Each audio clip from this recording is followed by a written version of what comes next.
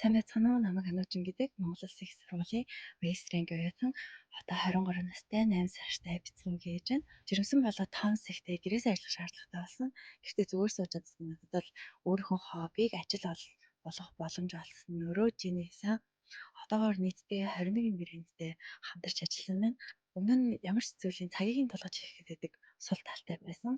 Бүтээгдэхүүн аваад маргааш гэж хойшлуулж байгаа гинт ус гарч төрөөд бүтээгдэхүүнээ цагтаа явуулахын тулд нөхрөөрөө бичлэг хийгээд хүүгээ мэдээлэлгээд яг төрснийхөө маргааш эмзэгт зураг авалтаа хийжсэн.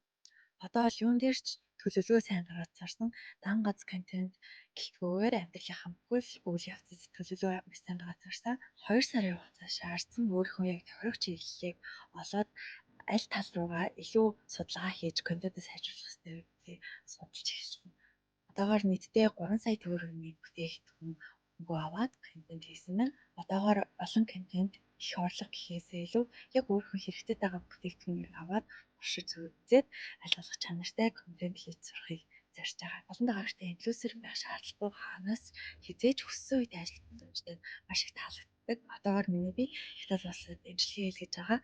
Сүүлд авсан 2 бүтээгдэхүүн өнөөдөр над дээр ирсэн байна. Олон контент хийхээс илүү чанартай контент хийхийг хичээгээрэй. Амжилт хүсье. Баяртай.